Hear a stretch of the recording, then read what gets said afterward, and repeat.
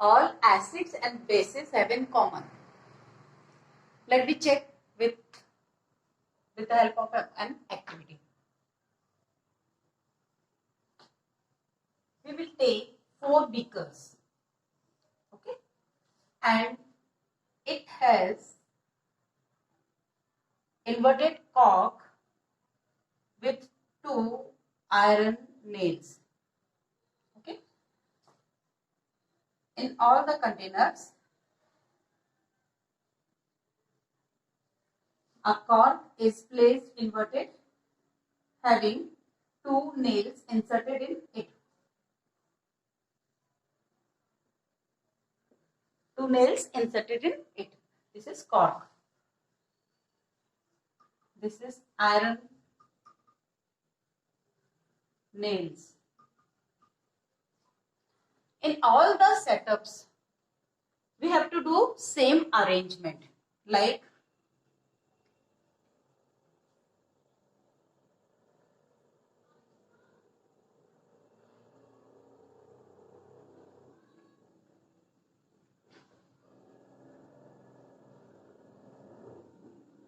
this. Okay, this is the metallic wire or conductor wire. This is battery of 6 volt, minimum 6 volt. This is bulb, and this symbol is used for switches. Okay, so this is switch. Same arrangement in all the beakers.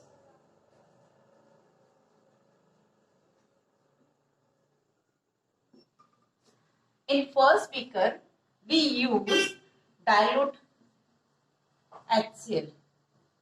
In this beaker, dilute H2SO4.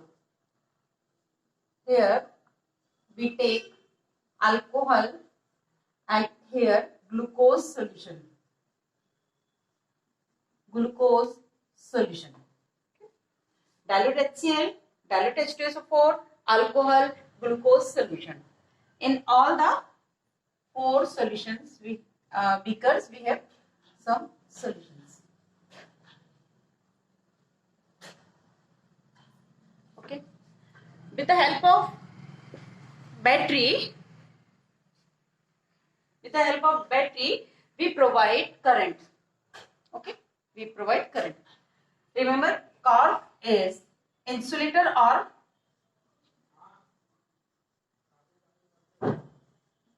insulator of electricity.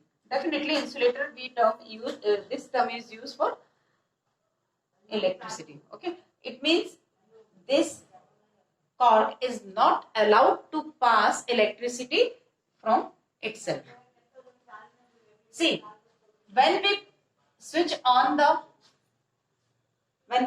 put switch on and current is flowing from the battery, so in all the cases, battery flows current, but it is not in first beaker A, B, C and D.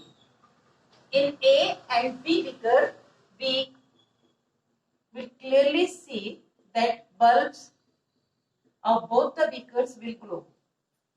इन दोनों beakers के bulb जलने लगेंगे. Okay? यहाँ और यहाँ bulbs glow नहीं करेंगे. इसका रीजन कुछ तो इन दोनों में कॉमन है जिसकी वजह से ये बल्ब ग्लो हुए. जो इन दोनों में प्रेजेंट है वो यहाँ नहीं है. ये तो कंफर्म है. Okay, so let me check which substance or which factor glows the bulb. In HCl, on dilution, it produces H plus ion. Okay, here is also it produces H plus ion. In both the containers, the solution liberates H plus ion, and H plus ion are responsible to flow the current, or H plus ion complete the internal circuit. Okay, जब यहाँ पर यदि ions break नहीं हो रहे हैं तो इन दोनों नेल्स के बीच में कनेक्टिविटी कैसे होगी? क्लियर? उन दोनों नेल्स के बीच में कनेक्टिविटी के लिए कुछ आयनिक सब्सटेंस चाहिए या मेटेलिक सब्सटेंस चाहिए जो कनेक्ट रहे, बट हमने तो यहाँ पर कॉर्क के थ्रू इसको सेपरेट कर रखा है, ये डायरेक्ट अटैच नहीं है, तो कनेक्शन कैसे कंप्लीट होगा? यहाँ कुछ तो भी ऐसा होना चाहिए जो आयंस के फॉर्म में हो. So acids and bases liberates H plus ion, and these H plus ions are responsible for the conduction of electricity from the in the solution. By this way the bulbs glow because circuit will be completed by H plus ion. But in case of C and D beaker, there is no H plus ion. Both the cases, okay, they do not liberate H plus ion to complete the internal circuit or allow to pass the current from itself. तो इन दोनों में bulb glow नहीं करेगा. इसका मतलब है acids में जो कॉमन बात होती है वो H प्लस होती है. क्लियर है? So acids having H plus ion. If this experiment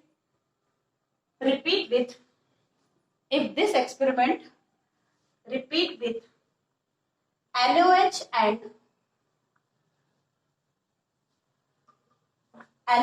and calcium hydroxide. Calcium hydroxide is also a base.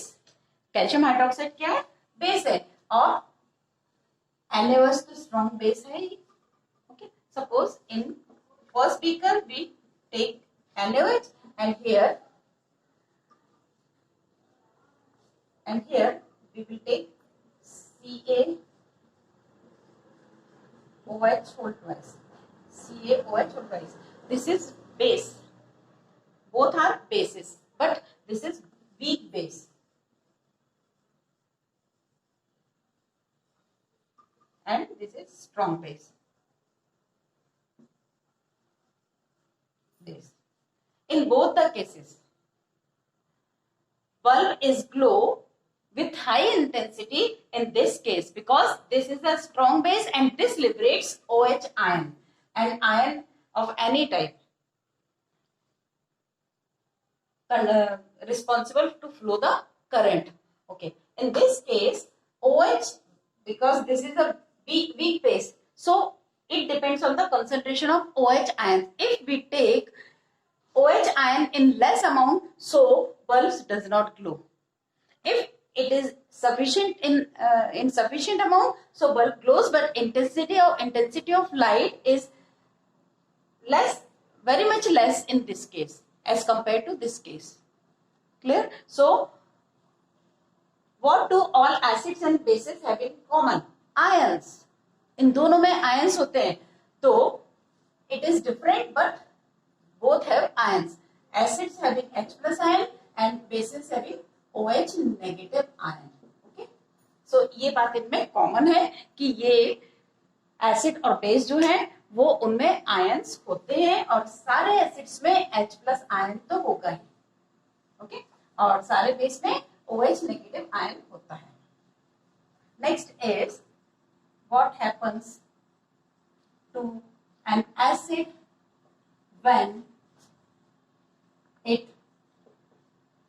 when it dissolve in water. All the acids having H plus ion. Okay, but when they liberate their H plus ion, though they have H plus ion, but it is not necessary कि वो अपने हर condition में H plus they. Okay, so required condition we will see in a test tube.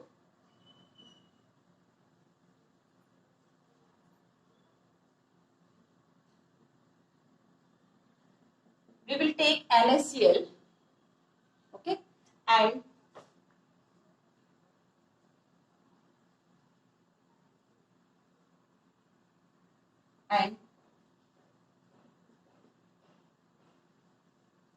mix some 2 to 4 ml concentrated sulfuric acid in it. Clear?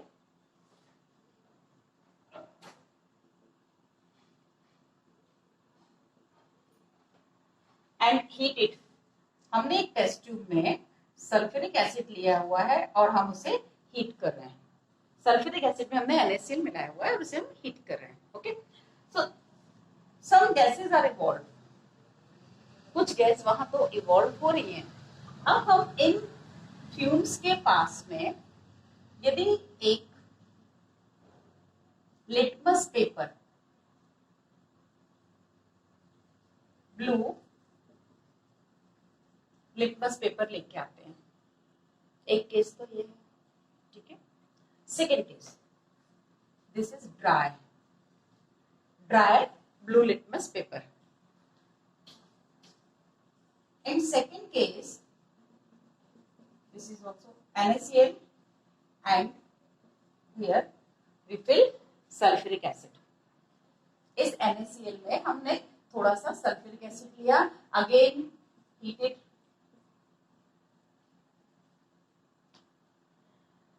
यहां फिर fumes निकल रही हैं, okay, and at this time we bring wet blue litmus paper near the mouth of this test tube. Okay, wet blue litmus strip.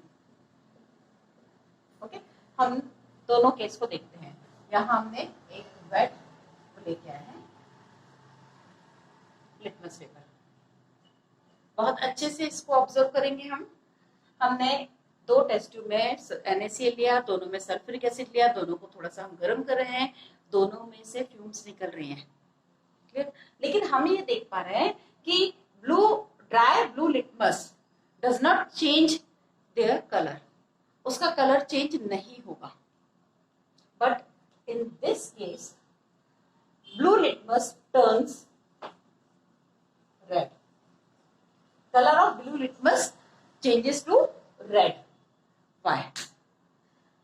All the things are common in both the experiment, but here we use wet blue litmus strip. तो ऐसा क्या हुआ होगा जिससे इसमें colour change हो गया? ये तो तय है कि जो भी फ्यूम्स निकल रही है वो एसिडिक नेचर दिखा रही है, क्योंकि एसिड्स आर दो substances which turns blue litmus to red. First we see the reaction.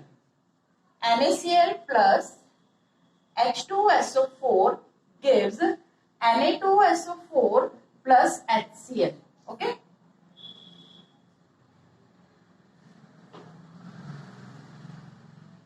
HCl. This reaction happens in both the cases. So this HCl is liberated in gaseous state. These fumes known as HCl, hydrogen chloride gas. Hydrogen chloride gas, okay, इन दोनों ही case में निकल रहे हैं। यहां तक तो बात कॉमन है। लेकिन जब हम मॉइस्ट या वेट, इट मीन्स हम वहां कुछ वाटर का अमाउंट लेके आ रहे हैं, कुछ वाटर लेके आ रहे हैं, ओके, तो वहां क्या हुआ जिससे एसिडिक नेचर मिला, इस गैस का एसिडिक नेचर मिला। तो यहाँ जो रिएक्शन होगी वो ये है, HCl plus H2O, we will get H3O1 plus Cl negative. बहुत ध्यान से देखिए, HCl react with water molecule, it converted into Cl negative ion. It means it loses H plus ion.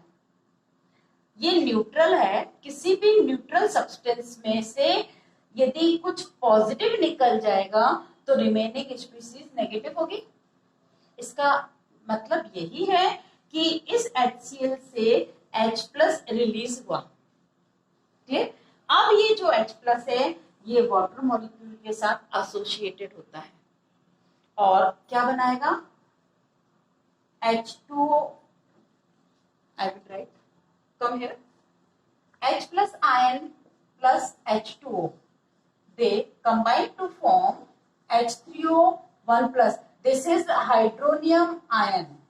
What is it called? Hydronium hydronium ion. क्या कहलाता है? Hydronium ion. क्यों? क्योंकि H plus ion solution में कभी भी alone नहीं पड़ा रहता है। It will immediately combine with the water molecule present surrounding of it, and they form H3O1 plus ion. Okay, it means this is the combined form of H plus ion. इससे H plus ion ही consider कर सकते हैं हम, H plus ion भी consider कर सकते हैं। तो कंक्लूजन ये निकला कि जिस कंटेनर, जिस टेस्ट ट्यूब में हमने मॉइस्ट ब्लू लिटमस पेपर लेके आए थे, वहां पर हमने वाटर प्रोवाइड किया, तो वो HCl गैस ने H प्लस रिलीज किया, और H प्लस रिलीज करने वाला बंदा एसिडिक होता है। तो इस तरह से हमने एक बात देखी, what happens to an acid when it dissolve in water. When acid dissolve in water, it liberates H plus ion and shows their active, acidic character by releasing or by providing or by liberating H plus ions. Clear है? What happens when a base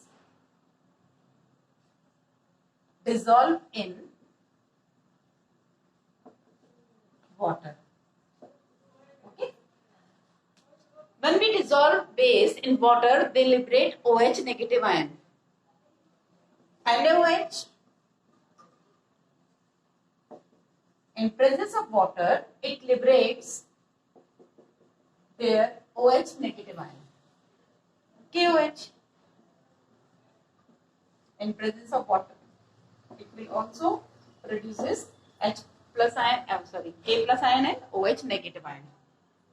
It means all the bases having OH negative ion in common.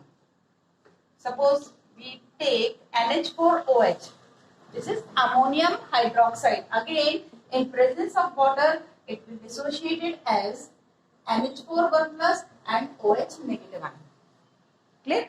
It means all the species having OH negative ion. So those species which on dissolution of in water they liberate OH negative ion is called base.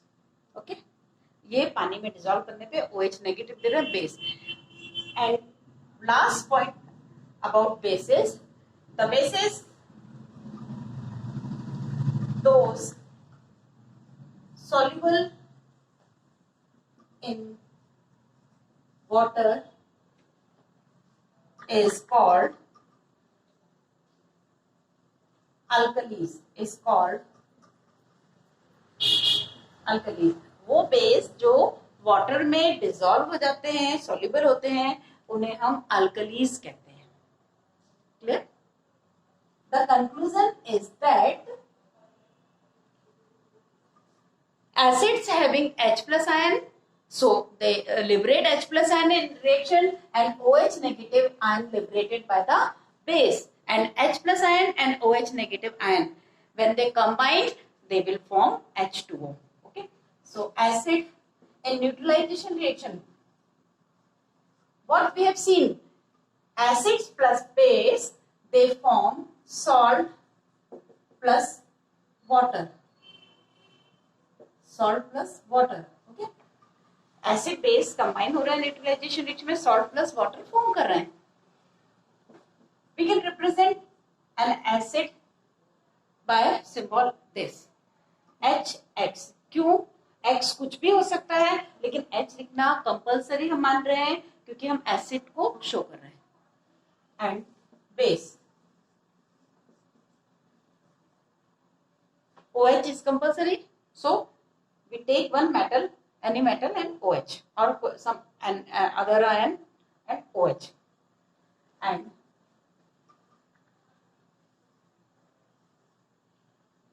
MX plus H2O. H2O कैसे? H plus plus OH negative combined and represented as H2. तो ये H plus और ये OH negative आपस में मिलके water बना रहे हैं। ये H प्लस कैसे हुआ? H प्लस और X नेगेटिव में डिसोशिएट हो गई species, MOH M plus and OH negative species में dissociate होगी.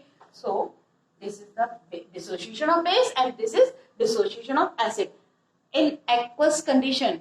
Okay, solid state में कोई भी रिएक्शन नहीं करते हैं, aqueous condition में करेंगे. तो ये पॉजिटिव नेगेटिव के साथ गया और ये पॉजिटिव इस नेगेटिव के साथ में ये वाटर फॉर्म कर रहा है.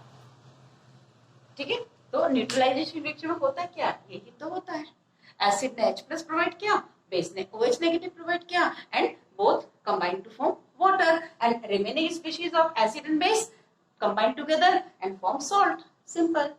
We will discuss about what is the process of dissolving or mixing water with an acid or base. Okay, mixing of water in an acid or base. किसी भी एक एसिड या बेस में हमें water mix करना है तो कैसे? You never mix water to acid और base, specially for acids. Okay, आप एसिड में तो बिल्कुल भी नहीं मिलाएंगे. आप ये बिल्कुल नहीं करेंगे कि आपने पहले एसिड ले लिया and you pour water. It is highly dangerous. ये बहुत डेंजरस है, ऐसा आप कभी नहीं करेंगे. Okay, you will take water and mix acid in it. Okay, this is the right way for mixing both the substances. Water और acid को मिक्स करने का ये बिल्कुल सही तरीका है, ये बिल्कुल गलत तरीका है. क्यों? Because when acid mix with water, it will produce heat. Okay, this is exothermic reaction. क्या है ये? Exothermic reaction है. Exothermic reactions are those reactions in which heat is evolved. So on mixing water, on mixing acid and water, this is exothermic reaction and lot of heat will be produced in this case. So if you mix water into acid, so heat will produce here and it forms mist of acid.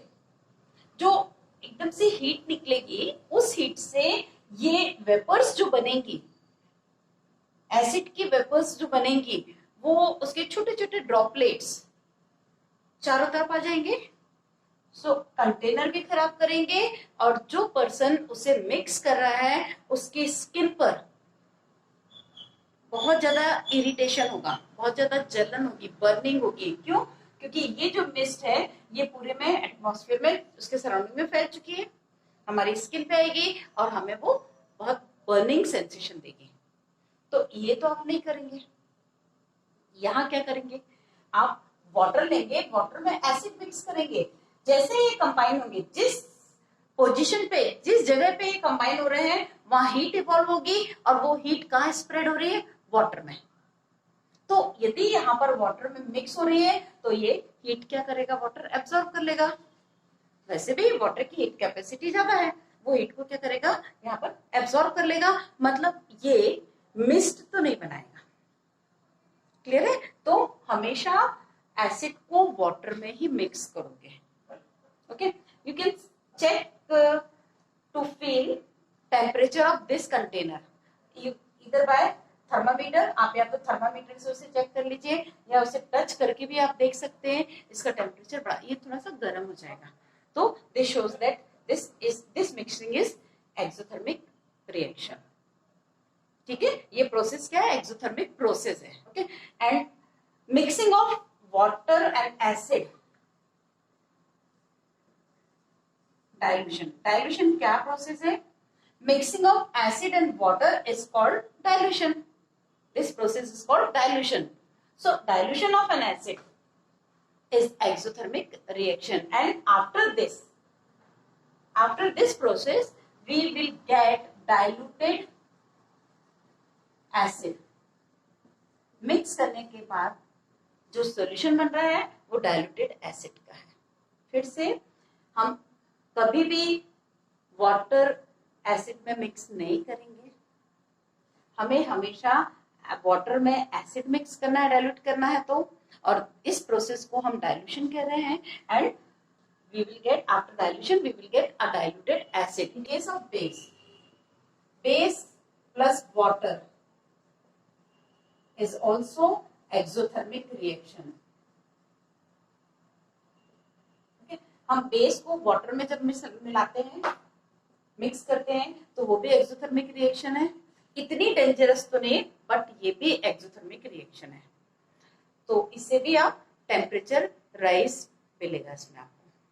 So increase in temperature is exothermic reaction. So dilution of base or acid, both the exothermic reactions. Next topic is how strong are acid and base solutions. Okay, how strong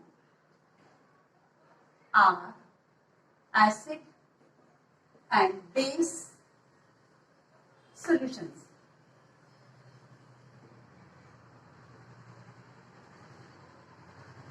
Till now we study that a given solution, either if it is acidic or basic, with the help of acid base indicators, phenolphthalein, methyl orange, litmus, methyl red, blue litmus, red litmus, all these are acid base indicators. So with the help of these indicators we can only check whether a solution is acidic or basic. But this is also necessary to check the acidic solution is having which strength. Either it is highly concentrated or diluted. Okay? And in previous lecture, you study about the dilution of acid or base. How to dilute any concentrated acid. तो हम dilute करके क्या कर रहे हैं, उसमें क्या changes आते हैं. Suppose in a container, suppose you use concentrated HCl. Okay. If you add, this is suppose 500 ml. If you add 100 ml water, okay. In case of 500 ml concentrated HCl, there is some number of particles or number of ions. HCl produces H plus ion because it is acid. So acid will produce H plus ion. So in a unit volume, in 500 ml solution, per unit volume means per ml or 1 cubic centimeter. Okay. So per unit volume में उसमें number of H plus ion कितने हैं, ये तो fixed है because its concentration is fixed. Clear. तो इसकी concentration के हिसाब से 500 ml में हमने जो भी HCl लिया हुआ है उसके पर यूनिट वॉल्यूम में number of H plus ion fixed है. If we add 100 ml of water, 100 ml water for dilution, यदि हमने इसमें 100 ml वाटर मिक्स किया हुआ है. ओके. सो H प्लस आयंस और acid is uniformly mixed because it is homogeneous mixture. ये क्या हो जाएगा, homogeneous mixture. Okay, HCl और वाटर का मिक्सचर जो होगा homogeneous होगा. homogeneous मतलब throughout the bulk same concentration होगी each and every part में. Okay, so पहले हम ये मान के चलते थे इस बॉक्स में सिर्फ H प्लस आयन सपोज 50 थे, बट जब हमने डाइल्यूट कर दिया है तो 500 बॉक्स पहले थे, 500 ml मतलब मान के चलिए 1 क्यूबिक सेंटीमीटर, ऐसे 500 क्यूब्स थे. 500 क्यूब्स में से सपोज 50 H प्लस आयन हर एक क्यूब में थे. अब हमने क्या किया, 500 प्लस 100 मीन्स हमारे पास अब कितने बॉक्स हो गए, 600 बॉक्सेस हो गए. उन 600 बॉक्स में हमने HCl तो नहीं मिला है ना, इसका मतलब ये, और चूंकि होमोजेनस है तो ये सारे के सारे H प्लस आयन रीडिस्ट्रीब्यूट होंगे. मतलब ये 100 वेकेंट नहीं रहेंगे कि इसमें H+ बोलेगा मैं नहीं जाऊंगा, ऐसा नहीं है। इन पूरे 600 बॉक्सेस में यूनिफॉर्मली H+ आयन डिस्ट्रीब्यूट हो जाएंगे। इसका यही तो कारण है कि पर यूनिट में H+ आयन्स का नंबर रिड्यूस हो जाएगा, कम हो जाएगा। तो सिंपल सी बात है, जब हम किसी भी कॉन्सेंट्रेटेड एसिड को या किसी भी कंसंट्रेशन वाले एसिड को जब हम डाइल्यूट करते हैं तो पर यूनिट वॉल्यूम में H+ आयन डिक्रीज हो जाते हैं। Same for base also, if you diluted any base, so per unit volume OH negative ion is decreases. Clear है? तो इनकी कंसंट्रेशन कम हो गई, तो अब इस सोल्यूशन को हम क्या बोलेंगे, ये 600 ml जो हमें मिल रहा है वो डाइल्यूटेड एसिड मिलेगा। क्लियर है? ये डाइल्यूटेड एसिड होगा। So quantitatively we have to measure that concentration after adding water. तो हमें ये तो क्वांटिटेटिवली देखना ही पड़ेगा। तो जब भी कभी acid base indicators shows only the acidic or basic nature, but we should use one extra or one other indicator to show how strong a acid or base quantitatively. So for quantitative measurement we use pH scale.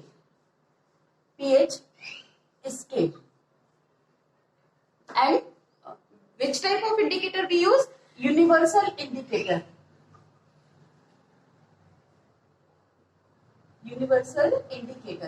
Okay. So for the strength of acid or base, we will use universal indicator. क्या होते हैं ये? Universal indicators are the mixture of several indicators. बहुत सारे indicators का mixture होता है, ये यूनिवर्सल इंडिकेटर होता है। तो इस इंडिकेटर से कैसे हम पहचानेंगे?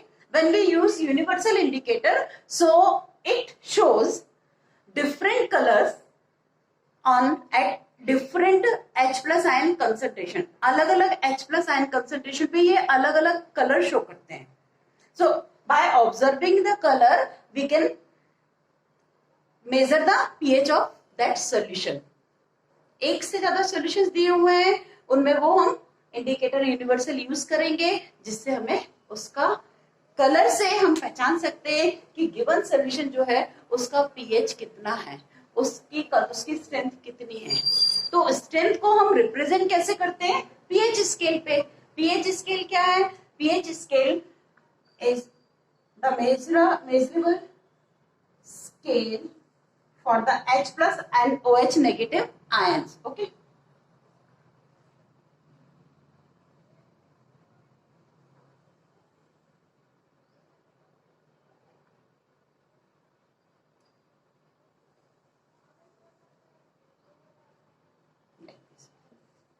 This is 7 pH. Clear है? ये वाला बैंड देखिए आप, ये नैरो होते जा रहा है, ओके, और ये ब्रॉड होते जा रहा है। ये वाला बैंड यहाँ नैरो हो रहा है, ये वाला बैंड यहाँ नैरो हो रहा है।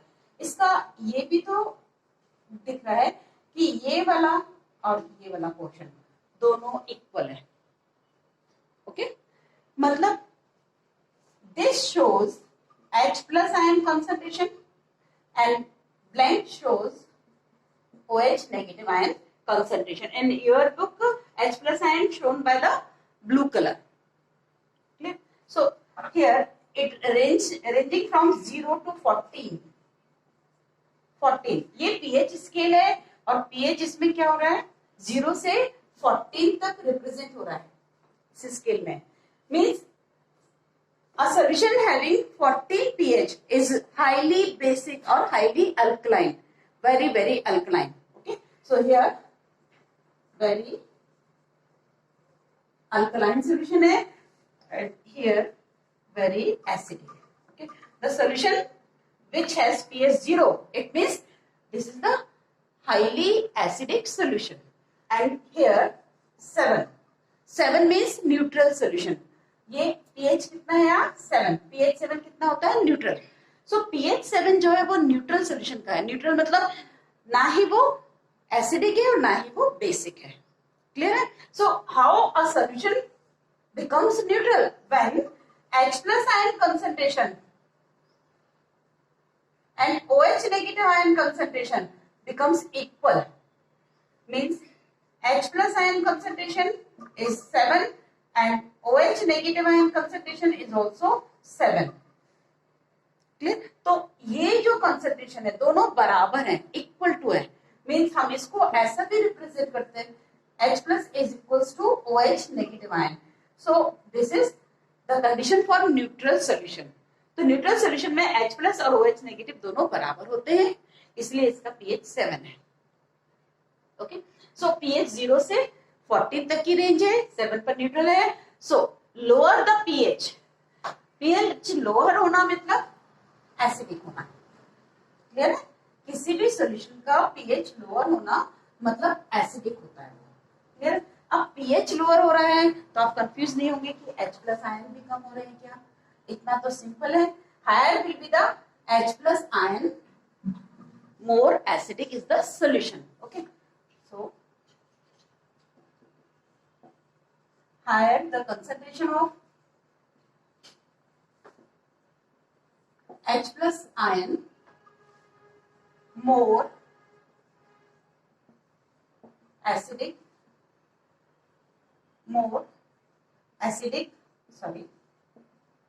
will be the given solution. जितना हायर कंसंट्रेशन होगा H प्लस का उतना ही ज्यादा वो एसिडिक होगा. एक तो आप ये बात ध्यान रखेंगे, लेकिन यहाँ आप कंफ्यूज नहीं होंगे और उल्टा भी नहीं पड़ेंगे.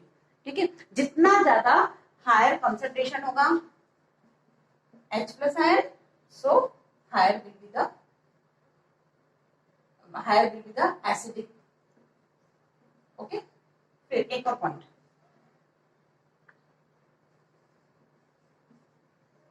higher the pH value,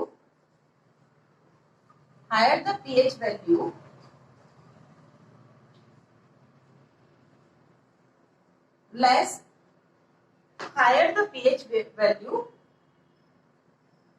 lower acidic in nature.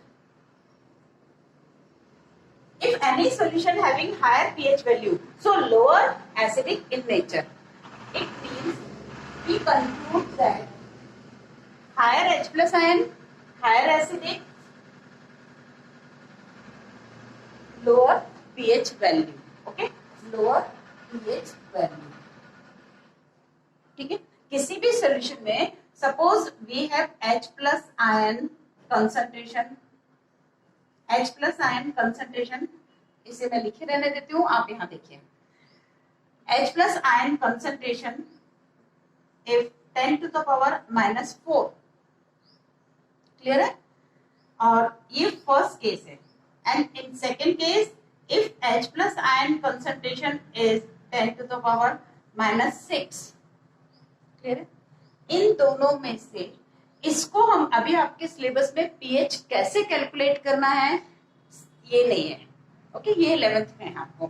तो इतना जरूर है कि आप सिंपली इस पावर को pH में लिख दीजिएगा, pH 4. ठीक है, इसका pH क्या आ जाएगा? 6. इसका pH कितना आ जाएगा? 6. क्लियर है? क्लियर है? और हमारा जो स्केल था उस स्केल पे it is ranging from 0 to 14 है ना. और यहाँ क्या हो रहा था? H प्लस आयन कंसेंट्रेशन कम हो रही थी. H प्लस यहाँ पर क्या हो रहा था? डिक्रीज हो रहा था. तब तो हाँ 1 2 3 4 5 6 7 इस तरह से आपको मिल रहा था. तो pH 4 मीन्स यहाँ कहीं 1 2 3 4 यहाँ आ रहा है और pH 6 यहाँ आ रहा है. ठीक है, pH 6 यहाँ आ रहा है. इसका मतलब H प्लस आयन वैसे भी आप देख लीजिए -4 और -6 में से हायर वैल्यू किसके? इसके. -4 ज्यादा होता है तो ये ज्यादा कंसंट्रेशन है, तो इसकी कंसंट्रेशन ज्यादा होने पे डिजिट देखो कौन सा छोटा है, ये. तो वही चीज तो हमने लिखी है. H प्लस आयन ज्यादा है मतलब एसिडिक ज्यादा है, यानी कि उसका pH रिप्रेजेंट करेंगे लो वैल्यू से. तभी तो 0 पर जाके हाईली एसिडिक, बहुत ही स्ट्रॉन्ग एसिडिक सॉल्यूशन मिलता है. क्लियर हुआ? तो this is the way to measure the strength of acid and simultaneously for base also. pH value, higher the pH value, lower is acidic nature and higher basic nature. जैसे जैसे pH increase हो रहा है तो basic nature बढ़ रहा है. Clear है?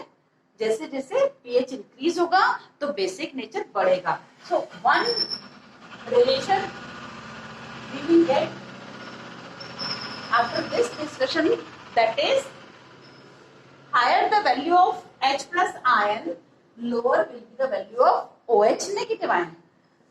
ये भी आप अच्छे से नोट कर लेंगे. higher H plus ion concentration यदि है, इसका मतलब OH ion concentration क्या होगी? lower. ठीक है? यदि आपको कोई एक प्रॉब्लम सॉल्व करने दी जाती है जिसमें H प्लस आयन 7 से ज्यादा दी हुई है, तो साइमल्टेनियसली आप समझ जाएंगे कि उसमें OH 7 से कम है, क्योंकि दोनों का टोटल 14 है. हमने भी देखा था H plus ion is 7 and OH negative ion is also 7. किसमें? इन न्यूट्रल सॉल्यूशन में. न्यूट्रल सॉल्यूशन में ये कंडीशन थी. मतलब टोटल हमारे पास कितना होना चाहिए? 14. टोटल आयनिक कंसेंट्रेशन 14 होना चाहिए. दोनों की मिला के 14 होना चाहिए. तो यदि हमारे पास ये ज्यादा है तो डेफिनेटली 14 माइनस दिस करोगे तो OH निकलेगा. फिर से total ionic concentration along with both the ions we will have 14. 14 में से यदि एक की 7 से ज्यादा है तो दूसरा 7 से कम होगा. ओके. H प्लस आयन जितना ज्यादा होगा OH नेगेटिव उतना कम होगा. So for basic also, basic solution के लिए भी हम pH यूज करते हैं. pH यूज करते हैं. इसका मतलब यदि आपको ये कंसंट्रेशन दी हुई है, इसका यही तो कंक्लूजन है कि इसमें OH कितने हैं? -10. 10 प्लस 4 14. क्लियर है? तो उस सोल्यूशन का pOH कितना होगा? 10. अभी आप pOH पे मत जाइए, आप सिर्फ pH पे रहिए. ठीक है? सो बेसिक सॉल्यूशन के लिए जो pH निकालना है वो भी हम H प्लस आयन कंसंट्रेशन की टर्म्स में कैलकुलेट करते हैं. ठीक है? So final conclusion is that when in pH small p and H, थोड़ा सा ऑड लग रहा है ना कि हम स्मॉल p लिखते हैं और फिर कैपिटल H लिखते हैं. Why it is so? Because in pH power, strength, इसको पोटेंस, लैटिन नेम में इसको पोटेंस कहते हैं. Potence means power and H represent the H plus ion. This symbol is use for the H plus ion. Hydrogen के term में इसको H लिखा हुआ है. सो कभी भी आप ऐसा नहीं लिखेंगे. ठीक है? This is the right way to write pH. Clear? So if pH is equals to 7, solution will be neutral. If pH less than 7, acidic. Okay. If pH more than 7, then importance of pH में आप ये देखेंगे कि सिर्फ living उस पे हम कहें नहीं. आपने अच्छे से देखा होगा कुछ मॉन्यूमेंट्स, ताजमहल, कुछ मॉन्यूमेंट्स अपने आप ही येलोइश हो रहे हैं, अपने आप ही उनका कलर चेंज हो रहा है, अपने आप ही उनका डिग्रेडेशन स्टार्ट हो गया है. क्यों? कॉमन सी बात है, आपने सुना है, ड्यू टू एसिड रेन और पोल्यूशन. सो एसिड रेन, क्यों रेन को अपन एसिड कह रहे हैं? Definitely it's pH is less than 7. उनका pH लेस देन 7 हो जाता है, इसलिए अपन उसे एसिड रेन कहते हैं. सो importance of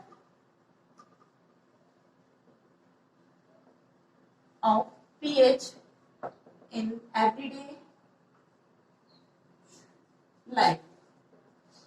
Okay. First,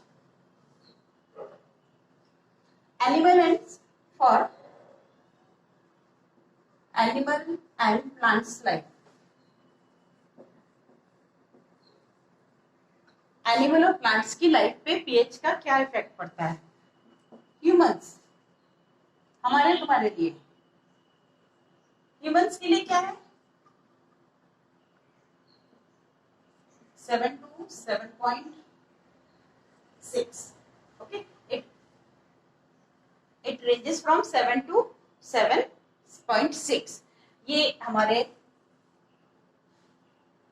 life process के लिए ये पीएच जरूरी है। ओके, तो in our body part somewhere we require the pH up to 2 pH तक। मतलब कितना एसिडिक, हाईली एसिडिक। हमारी बॉडी में, स्टमक में डेली 2 लीटर्स 24 घंटे में सिक्रीट होता है स्टमक में, और this is necessary for the digestion. आप बोलते ना हमारा उसको एसिडिटी हो गई, किसी बंदे को एसिडिटी कैसे हो गई? क्योंकि जो बॉडी में स्टमक से जो सिक्रीट हो रहा है एसिड, वो डाइजेशन में यूज होना है ना। तो यदि हम उसको नहीं खा रहे हैं, बहुत देर तक आप भूखा रहते हैं, आपने बहुत देर तक नहीं कुछ भी लिया हुआ है, तो वो स्टमक में पड़ा रहेगा। So it creates acidity. तो एसिडिटी में क्या होगा? हमें तो बेस चाहिए डेफिनेटली। न्यूट्रलाइजेशन रिएक्शन में आपने पढ़ा है, तो आप ऐसा नहीं कर सकते कि गए लैब में और उठा के बेस पी लिया, बिल्कुल भी नहीं। उसके लिए हमें माइल्ड बेस की जरूरत है, क्योंकि वो बेस भी तो स्ट्रॉन्ग है जो लैब में है, वो भी तो आपको नुकसान कर सकता है। तो डेफिनेटली हम एंटासिड बोलते ना, आप डाइजिन पी लीजिए, मिल्क ऑफ मैग्नीशिया उसमें होता है, तो ये सब क्या है? एंटासिड्स हैं। ये क्या है? एंटासिड्स। तो ये एंटी एसिड के एंटी होते हैं, मतलब ये माइल्ड बेस होते हैं, बहुत स्ट्रॉन्ग नहीं, बहुत ही वीक रहते हैं। वो आपके मेडिसिन में, रेमेडी में दिया जाता है। क्लियर है? तो ये हमारी बॉडी का पीएच इसके बीच में, रेंज में होना चाहिए। अब एसिड रेन, तो एसिड रेन क्या है? एसिड रेन का पीएच कितना होता है? देखिए, एसिड रेन सिंपल रेन हो रही है, एटमॉस्फेयर में सल्फर के ऑक्साइड्स हैं, कार्बन के ऑक्साइड्स हैं, सल्फर डाइऑक्साइड है, कार्बन डाइऑक्साइड है, नाइट्रोजन के ऑक्साइड्स हैं। तो ये क्या करते हैं? उसमें डिसॉल्व हो जाते हैं वाटर में, और डिसॉल्व होके एसिड बनाते हैं। ठीक है, तो जब एसिड रेन का पीएच यदि 5 से 5.5 तक या उससे नीचे हो जाता है, उससे नीचे हो जाता है, तो बहुत ही एसिडिक हो गया। तो क्या होगा? प्लांट्स को, बिल्डिंग्स को, सबको नुकसान करेगा। और ये वाटर जा कर रहा है रिवर में, रिवर में जा रहा है, और रिवर में क्या है? एक्वेटिक लाइफ है। तो उस एक्वेटिक लाइफ का जीना मुश्किल हो जाता है, वो सरवाइव नहीं कर पाते हैं। सॉइल, सॉइल में भी पीएच। अब आपने कहा एग्रीकल्चर की आप बात कर रहे हैं, तो एग्रीकल्चर में हम देखते हैं हमारी जो क्रॉप है उसके लिए भी एक स्पेसिफिक पीएच चाहिए होता है। आपने सुना हो, नहीं सुना नहीं पता। बाकी कई बार ऐसा होता है कि लाइम को स्प्रिंकल करते हैं कुछ खेतों में। क्यों? उनको क्यों जरूरत पड़ रही है? उनके फील्ड में ऐसा क्या हुआ? क्योंकि लाइम जो है वो बेसिक है। उनकी जो सॉइल है यदि वो एसिडिक है, तो उसमें हमें लाइम का स्प्रिंकल करना पड़ता है, जिससे कि वो उसको न्यूट्रलाइज करेगा और उसका पीएच रेगुलेट कर देगा। ठीक है, तो पीएच जो सॉइल का है वो हम कैसे चेक करेंगे? तो सिंपल सी बात है, जो प्लांट्स हैं उनको भी एक neutral, near about neutral pH की जरूरत पड़ती है, मतलब 7 के आसपास होना चाहिए। क्लियर है? कैसे चेक करेंगे? आप सॉइल लीजिए, पानी में से डिसॉल्व करिए, then filter it, and after that you have to check with the pH paper. आप उस जो फिल्ट्रेट है उस लिक्विड को, उस पानी को आप पीएच पेपर से चेक करिए, what colour it shows. So this is the reflection of pH of that solution. जो भी कलर वो शो करेगा वो रिफ्लेक्ट करेगा उस सॉइल के पीएच को। Is pH of digestive system, already I discuss that. In our stomach there is HCl, concentrated HCl will be all the time secreted and it is necessary for the digestion. Next है हमारे जो change होता है pH का, उससे हमें tooth decay होता है। आपने देखा होगा कई लोग बहुत जल्दी ठंडा लगता है, गर्म लगता है, उन्हें खट्टा लगता है। तो ये क्या, उनका जो इनेमल है, इनेमल हमारी बॉडी का सबसे ज्यादा हार्डेस्ट सब्सटेंस होता है पूरी बॉडी में। आप कहते हैं ना बोन हार्ड है, नहीं, कैल्शियम, फॉस्फेट, कैल्शियम फॉस्फेट हमारी बॉडी में इनेमल, ये हमारे टूथ में जो बाहर की कवरिंग होती है ना, उसको अपन क्या बोलते हैं, इनेमल। ये इनेमल कैल्शियम फॉस्फेट का बना होता है, इतना हार्ड होता है। सो ये खराब होने लगता है, डिसॉल्व होने लगता है। कैसे डिसॉल्व होगा देखना ये है। हमने जैसे कुछ भी मीठा खाया, sugar particles or food particles if remain in your mouth cavity, so bacteria क्या करते हैं, उस फूड पार्टिकल्स को, वो तो उनके लिए न्यूट्रिशन का काम करेगा, तो वो बैक्टीरिया उस फूड पार्टिकल्स को या शुगर पार्टिकल को डिकम्पोज करते हैं और एसिड प्रोड्यूस करते हैं। तो वो जो एसिड है वो कैल्शियम फॉस्फेट से रिएक्शन करता है, मतलब कैल्शियम फॉस्फेट उसमें डिसॉल्व होना चालू हो जाता है उस एसिड से। ठीक, तो एनिमल क्या हुआ, खराब हुआ, तो सेंसेशन आने लगते हैं। रोज ब्रश क्यों करते हो, टूथपेस्ट क्यों लेते हो, क्योंकि टूथपेस्ट जो होते हैं वो थोड़ा बहुत बेसिक नेचर के होते हैं। जितने भी टूथपेस्ट होते हैं वो माइल्ड अल्कलाइन होते हैं, बेसिक होते हैं। तो उससे क्या होगा, जो एसिड वो भी क्या होगा प्रोड्यूस, उसको वो बेस न्यूट्रलाइज कर देगा। सेल्फ डिफेंस बाय नेचर, खुद अपने लिए अपनी डिफेंस करने के लिए नेचर में भी कुछ ऐसे ऑप्शंस होते हैं। Okay, animal and plants through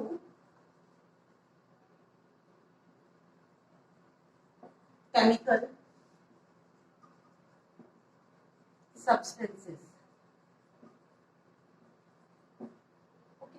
तो ये जो एनिमल और प्लांट्स है ये नेचुरल है, ठीक है। इनसे सेल्फ डिफेंस, प्लांट से एनिमल कैसे करेगा, प्लांट से प्लांट कैसे करेगा, एनिमल से प्लांट कैसे करेगा, इस तरह से।